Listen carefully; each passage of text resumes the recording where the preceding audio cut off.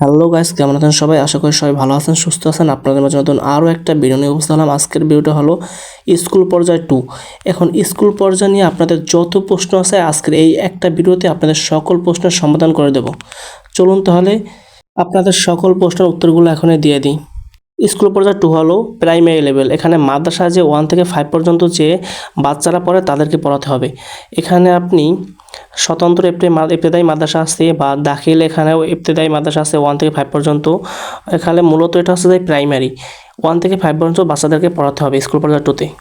এখানে 3টে ক্যাটাগরিতে লোক নিয়োগ দেওয়া হয়। একটা হলো যারা জেনারেল শিক্ষক, যারা বাংলা এবং ইংরেজি নিয়ে থাকে। আরেকটা হলো আরবি শিক্ষক, যাদেরকে বলা হয় ইবতেদায়ী মৌলবী বা জুনিয়র মৌলবী। আরেকটা পদ হলো কারি। এই 3টে ক্যাটাগরিতে ইবতেদায়ী শিক্ষক নিয়োগ দেওয়া হয়। এখানে যদি আপনি এসএসসি পাস করেন তাহলে আপনি এখানে আবেদন করতে পারবেন। যারা স্কুলে লেখাপড়া করছেন তারা যদি ইন্টার পাস করেন তাহলে আপনি জেনারেল শিক্ষক পদে আপনি আবেদন করতে পারবেন। আপনার সাবজেক্ট হলো বাংলা এবং ইংরাজি। আপনি যদি মাদ্রাসা লাইনে আলিম পাস করা থাকেন তাহলে আপনি জেনারেল শিক্ষক পদে আবেদন করতে পারবেন এবং মৌলবী পদে, জুনিয়র মৌলবী পদে আপনি আবেদন করতে পারবেন। আপনার যে কোনো একটা আবেদন করতে হবে। এখানে আপনি চাইলে বাংলা ইংরাজির শিক্ষক হতে পারবেন, চাইলে আপনি আরবি শিক্ষক হতে পারবেন। এবং আরেকটা পদ হচ্ছে কারি পদ। এখানে আলিম পাস করা থাকলে আপনি এখানে আবেদন করতে পারবেন। যাদের ক্লাস 10-এ মুজাম্মিক আছে তারাই আবেদন করতে পারবেন, এবং বা আলেমে মুজাম্মিক মিহির এগুলো আছে তারাই আবেদন করতে পারবেন। এবং যারা দাওরা পাস তারা এখানে আবেদন করতে পারবেন কারি পদে। 19তম নিবন্ধনে একটু নতুন সিস্টেমে পরীক্ষা হবে এবার। বিগত সালে যেরকম ছিল 18তম, 17তম, 16তম, এখানে লিখিত পরীক্ষা ছিল 100 মার্কের। প্রথমে ছিল প্রিলিমিনারি 100 মার্কের, তারপর লিখিত পরীক্ষা ছিল, তারপরে ভাইভা ছিল, তারপরে চাকরি। কিন্তু 19তম নিবন্ধনটা এরকম হবে না। 19তম নিবন্ধন হবে এখানে 200 মার্কের পরীক্ষা হবে, তারপরে ভাইভা দেবেন, তারপরে আপনাকে নিয়োগ দেওয়া হবে। এখানে পরীক্ষার প্যাটার্নটা 2 রকমের হবে। যারা জেনারেল শিক্ষক বাংলা ইংরেজি টিচার তাদের পরীক্ষা হবে 200 মার্কের।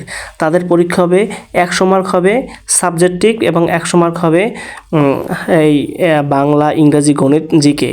এবং যারা মৌলবী জুনিয়র মৌলবী তাদের পরীক্ষা হবে 140 মার্কের সাবজেক্টিভ এবং 60 মার্কের পরীক্ষা হবে বাংলা ইংরেজি গণিত এবং জিকে।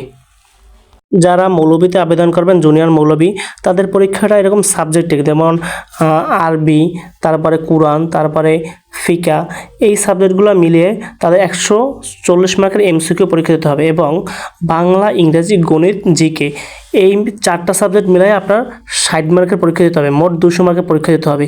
200 মার্কের পরীক্ষার ভিতরে আপনি যদি 80 পান তাহলে আপনি পাস মার্ক হলে আপনাকে ভাইভায় ডাকবে, তারপরে আপনি ভাইভা দেবেন, তারপরে যদি যার মার্ক বেশি থাকবে তারা চাকরি পাইবে।